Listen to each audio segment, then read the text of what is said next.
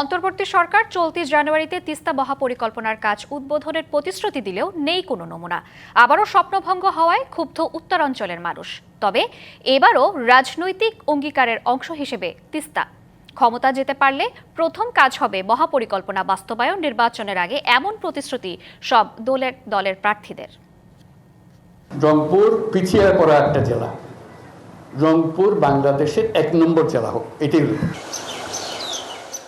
2024-এর 10ই August doctor Mohammad ইউনূসের এই ঘোষণা আশার সঞ্চার হয় রংপুরবাসীর মধ্যে। এরপর কয়েক দফায় পানি সম্পদ উপদেষ্টা স্বপ্ন দেখান তিস্তা মেগা প্রকল্প বাস্তবায়নের। 12,000 কোটি টাকা ব্যয়ে তিস্তা প্রকল্প এই এলাকায় বাস্তবায়িত হবে। পরে 2025-এর মার্চে প্রধান উপদেষ্টা চীন সফর শেষে জানানো হয় চীনের ঋণ ও দেশীয় অর্থে 2026-এর জানুয়ারিতে উদ্বোধন হবে 3 বছর মেয়াদী প্রকল্পের কাজ। 2026 সালের 1 জানুয়ারি আমরা তিস্তা প্রকল্পের কাজটা শুরু করে দিতে পারবো। এমন ঘোষণায় নদীপাড়ে উত্তাল আন্দোলনে দাবি উঠে তফসিল ঘোষণার আগে মহাপরিকল্পনা কাজের উদ্বোধনের। তবে কয়েক লাখ মানুষের আকাঙ্ক্ষাকে আমলে নেয়নি অন্তর্বর্তী সরকার, এমনটাই মনে করছেন সুশীল সমাজ। মনে হচ্ছে যে এই অঞ্চলের মানুষকে সন্তুষ্ট করবার জন্য, তাৎক্ষণিক সন্তুষ্ট করবার জন্য এবং তাদের ভোট গ্রহণ করবার জন্য, ভোটের প্রতিশ্রুতির জন্য শুধু তিস্তা মহাপরিকল্পনা শব্দটিকে ব্যবহার করা হয়েছে।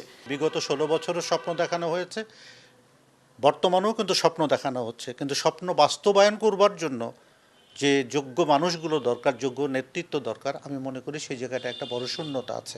নায়াসিনামাইড ও স্যালিসাইলিক সমৃদ্ধ লিলি ফেস ওয়াশ যা ফেসের ডেড স্কিন সেল দূর করে দেয় দ্বিগুণ ফাস্টার ব্রাইটেনিং। নদী আন্দোলনের নেতা ও গবেষকরা বলছেন বঞ্চনা ঘোচাতে অন্তর্বর্তী সরকারের পক্ষ থেকে ঘোষণা আসা জরুরি।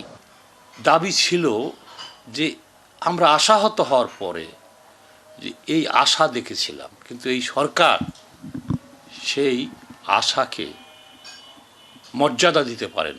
ঘোষণাটুকু হয়ে গেলে যেটি হয়, পরবর্তীতে যারাই আসুক না কেন বাস্তবায়ন করা তাদের দায়িত্বের মধ্যেই পড়বে। এবং আমরা আশাও করি যে যারাই নির্বাচিত হয়ে আসুক না কেন তারা তিস্তা মহাপরিকল্পনার ব্যাপারে সবচেয়ে বেশি মনোযোগ দেবে। এদিকে প্রকল্প বাস্তবায়নের প্রতিশ্রুতি তিস্তা তীরে থাকা 12টি সংসদীয় আসনের প্রার্থীদের। বিএনপি, জামায়াত সহ অন্যান্য রাজনৈতিক দলগুলো জানায় ক্ষমতায় গেলে প্রথম কাজ হবে মহাপরিকল্পনার বাস্তবায়ন। 2 কোটি মানুষের জীবন মরণ নিয়ে তিস্তা নদী, মরণ ফান, সেটাকে আমরা যদি নির্বাচিত হই, আমাদের পার্টির চেয়ারম্যান ইতিমধ্যে আমাদের সঙ্গে একীভূত হয়েছেন। উনি মত প্রকাশ করেছেন যে তিস্তা মহাপরিকল্পনা অগ্রাধিকার ভিত্তিতে এটা বাস্তবায়ন করা হবে। যে দলেই ক্ষমতায় আসুক, তিস্তা মহাপরিকল্পনার বাস্তবায়ন দ্রুতই কার্যকর হবে, এমনটাই চাওয়া তিস্তা পাড়ের মানুষের। Majed Masud, DBC news, Rangpur.